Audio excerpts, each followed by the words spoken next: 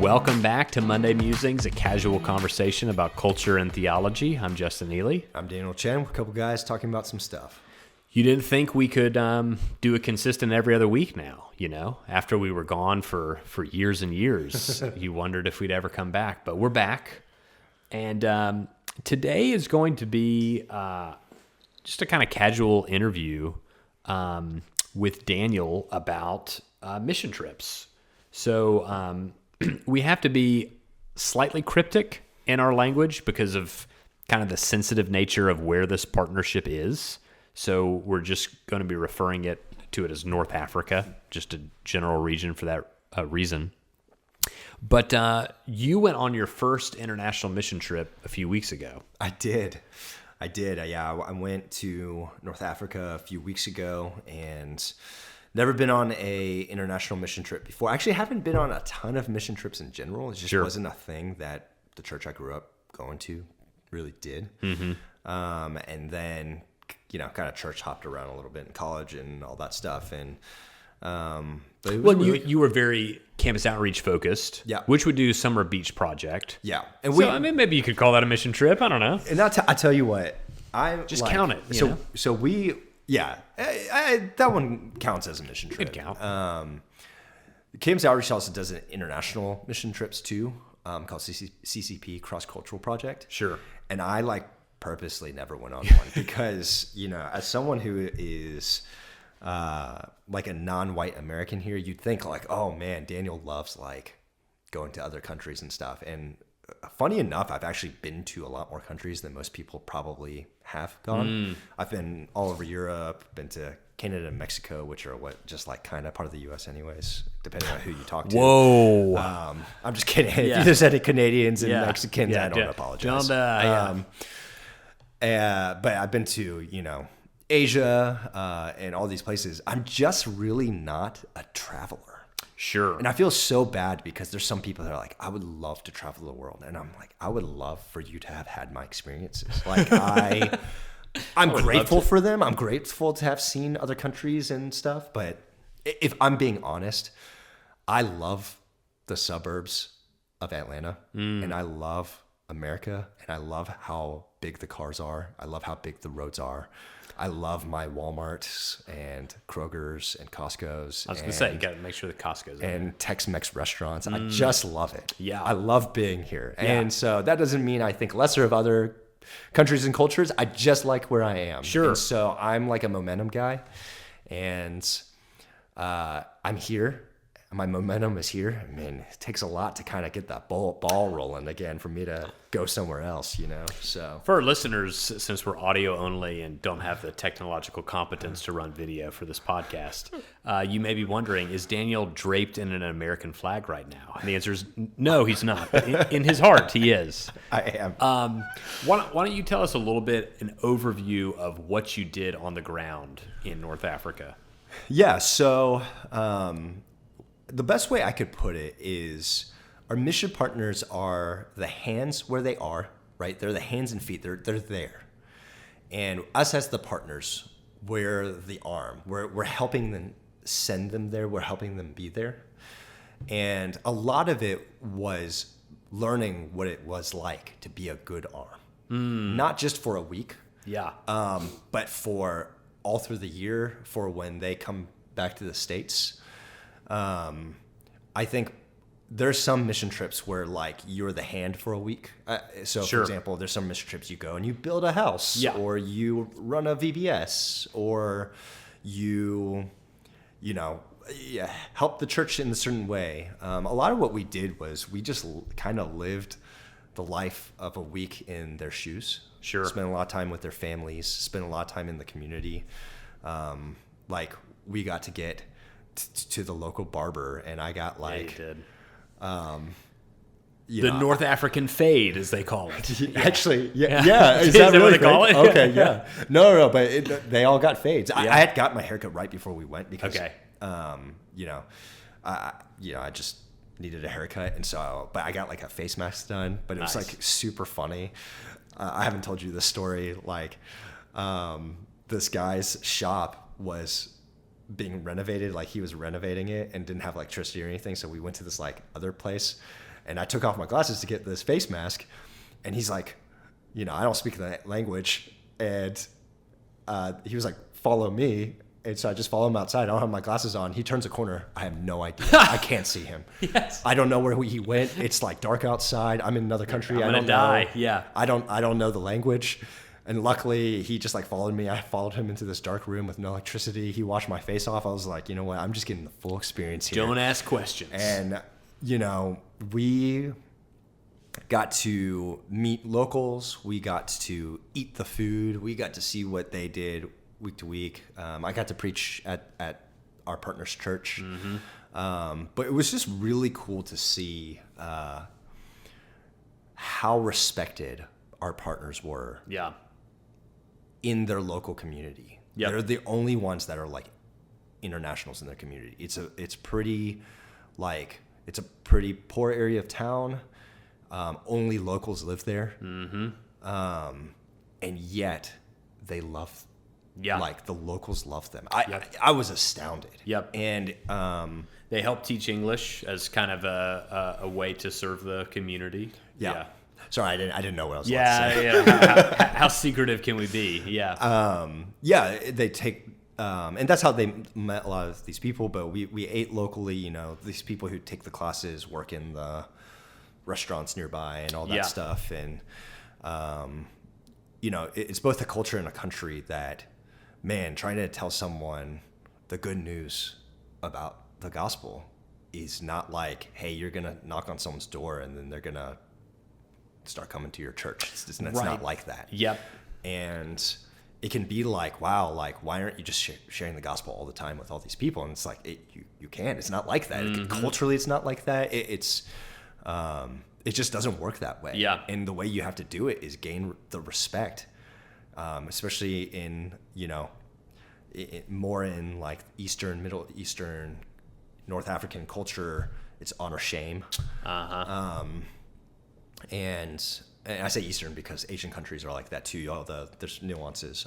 Of course. Talk about keeping secretive. You basically gave like three continents. That where did he go? I don't know. Somewhere in the East, somewhere in the Middle East, or somewhere in North Africa. Right. All those areas. But yeah, you have to gain the respect, the honor. Yeah. For people to listen to you. And it was a real interesting experience. I actually did get to share the gospel with someone. They approached me about it. Wow. And very interesting situation. I was kind of like lost. His English was pretty good, but I don't know. It was just an interesting experience. Sure. But yeah, mostly we just got to live a life in their shoes to see, okay, this is what you're doing. Oh, I get it now. Yeah. It's one thing, especially if you're a member at our church, to hear about it. It's another thing to see it. Yeah. There's no way I can explain it in a way without you seeing it for you to understand what they're actually doing there. Sure. But what that's saying, now that I'm back, I'm like, wow, I've learned now, how can we be a good arm to them? Yeah. Both in the prayers. Like their advocate. Yeah. So what was the, I guess like kind of two questions. What was the most challenging part of the trip? And what was the most like rewarding or like kind of transformative part of the trip for you? Yeah, the most rewarding was to spend time with the team. Yeah.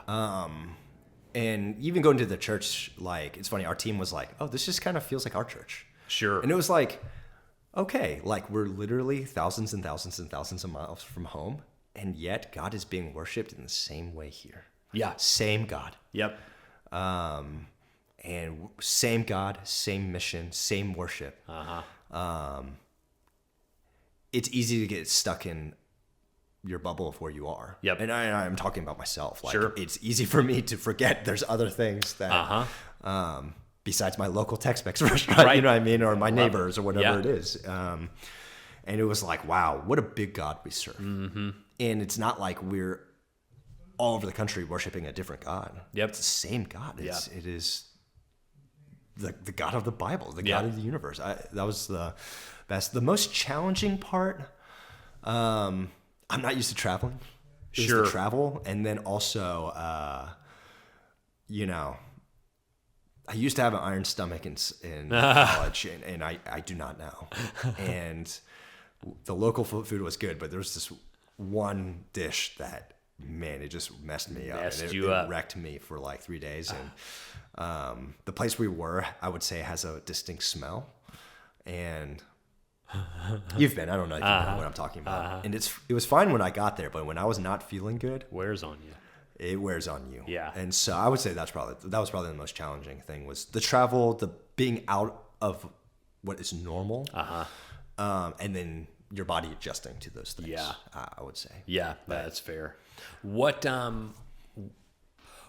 was most like you thought it would be, and what was least like you thought it would be once you actually got on the ground? So your thoughts from before versus after. Most similar, most dissimilar.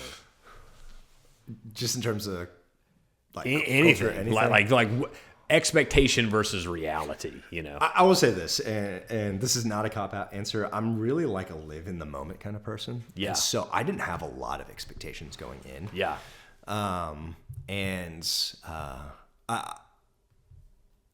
Like I'll give you, because we haven't prepared anything, so we're winging it. So just to give you time to think, like when I went on this trip, I think what was most surprising to me was how totally similar, like their evangelistic strategy is to what you would do here.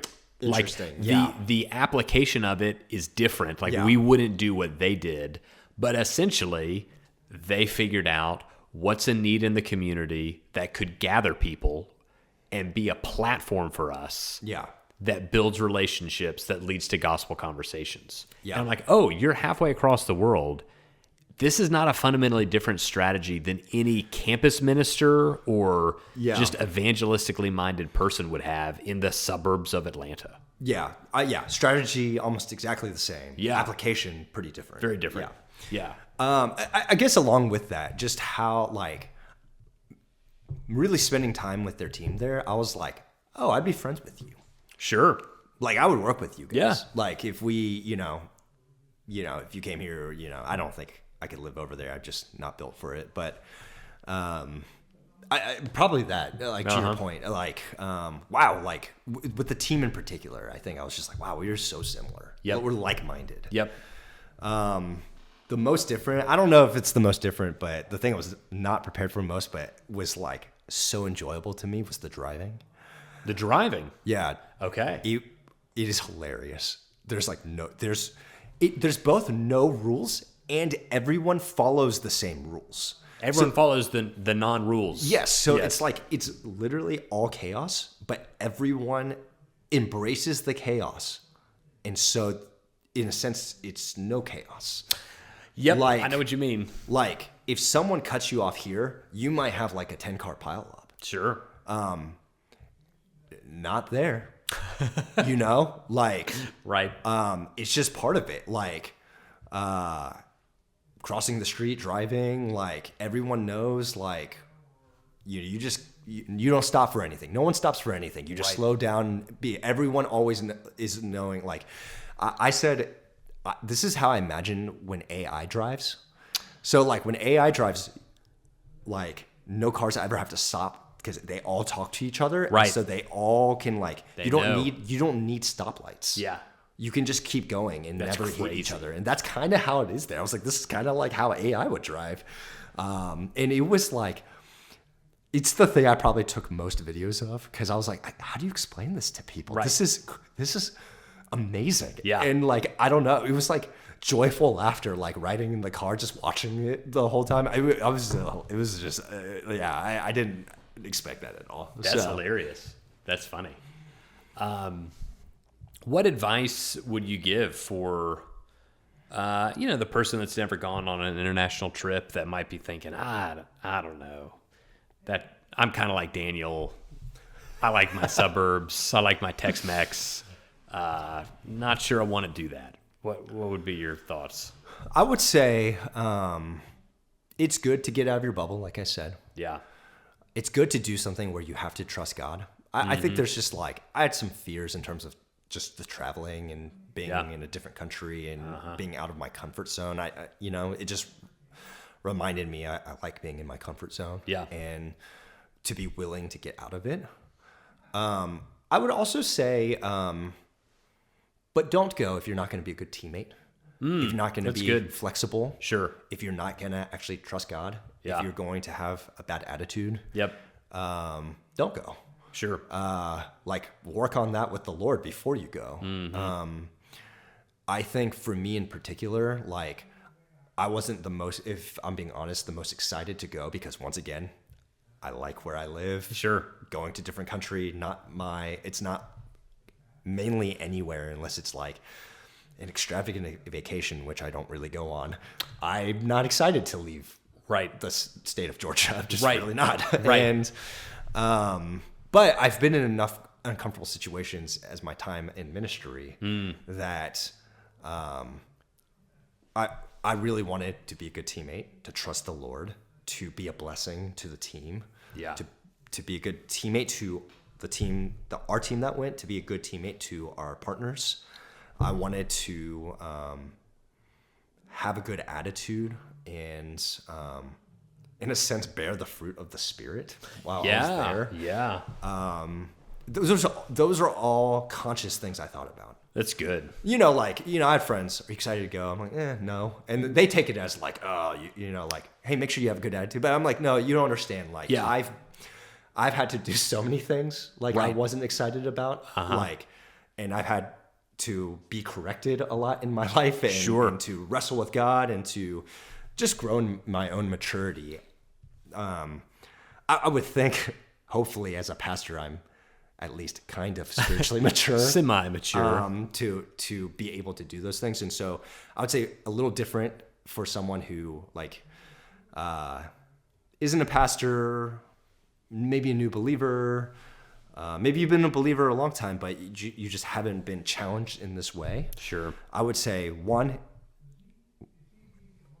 it's good to be pushed out of your comfort zone, to do something where you have to trust the Lord, to see what the Lord is doing outside of your normal context. All amazing things. Yeah. But also make sure before you sign up that you are mature enough to do all the things I just said. Have a good attitude, trust the Lord. Bear the fruit of the Spirit, and be a good teammate, and really be there to serve. That's good. So I would say both. Yeah, that's great advice. Yeah, I think you hit on some ones that I would really say, like learning to trust the Lord. Also learning to see how God provides. Yeah. I remember, I went on my first international mission trip when I was a junior in high school to Costa Rica. And, support raising on a mission trip is feels weird, especially the first time. And just seeing, just super faithful people giving. I remember my Sunday school teacher giving. I remember my high school band director. I was his student. He's like a teacher. I know now, what teachers make. I know what it takes to live. And, he gave to my mission trip. And it's just wow.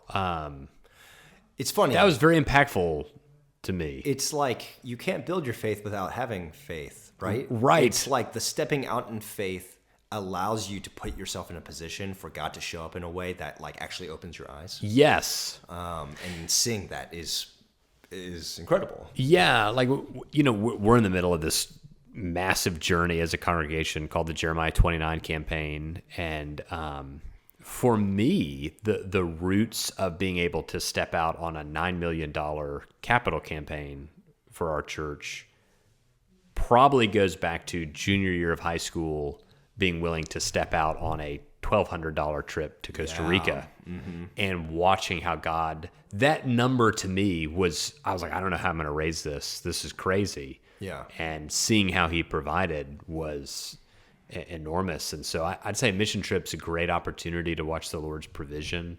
And then, like you mentioned,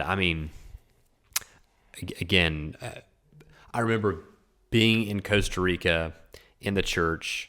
They're singing songs in Spanish that I knew in English. And so I was singing along in English. and it's one thing to read Revelation 5 and 7 and every tribe, tongue, language, and nation. It's another thing to experience that. Yeah. It's another thing to read in the Psalms that, let the nations be glad. It's another thing to experience it. And so like experiencing the global nature of God is really impactful. And going on an international mission trip is a great way to experience that. Yeah, absolutely. Yeah. I think, too, I really enjoyed getting to know our own church members better. Yeah, it's a great bonding experience. Yeah. It's interesting when we planted the church, 38 people were on the original launch team. And Hillary and I asked about 100 people to consider joining the launch team. So I don't know if that's a good ratio of success or a bad one. I don't know. Let's say we're playing baseball, man. You're looking doing good. Great. Yeah. But I think without fail, everyone on that initial team, I think, we either were in a discipleship group with or we went on a mission trip with. Interesting. And a mission trip, you will come back with almost the same level of a bond that it takes maybe a year in a discipleship group to get. Because you're just, it's an intensive process, You're in pressure cooker. Yeah. And so, that's a great point. It's a great way to get to know people. So if you're a member of Christ Fellowship Church or you're an attendee of Christ Fellowship Church, we'll be releasing information about 2026 trips in January. So really encourage you to pray about it. Consider a mission trip. It's a great way to grow your faith. And I just got to add, too, the food was really good if you're a food person going to different countries. So I can't say the specific dishes, but the local dishes were great. And the McDonald's and Pizza Hut there were great.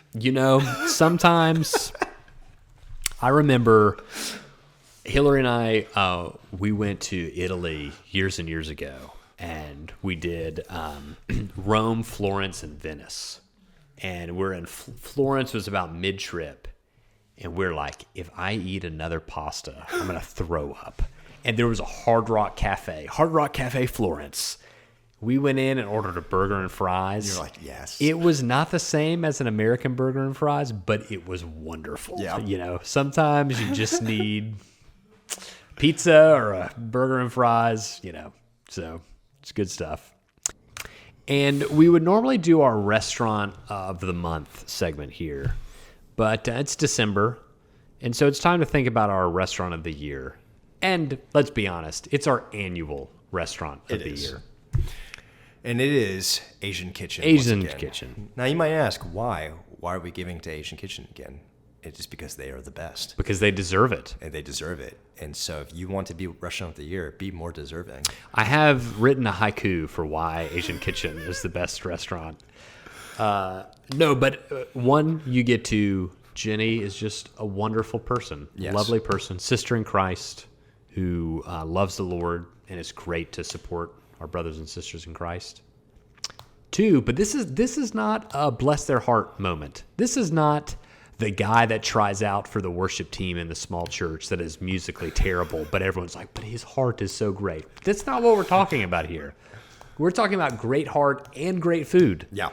I went to another Asian restaurant, which shall remain unnamed.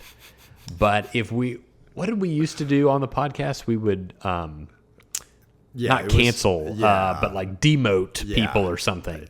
If we were still doing that, this restaurant would show up there. And it was because it was Sunday and Jenny's too holy to work on the Lord's Day. So I went to this profane place. Yeah, this is the Chick-fil-A of Chinese restaurants. And it was not the same. I always say this is the biggest difference is if you go to most Chinese takeout places, their quality of meat is very low. Yes. Now, personally, I enjoy that because I don't know.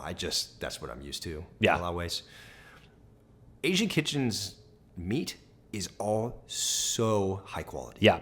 Their chicken, it's like real white meat chicken. Yes. Their Mongolian beef is not beef, and like, what am I eating here? It is actually just like steak. It's flank steak. Yes. It is, you could tell. It's like very meaty Yes. steak.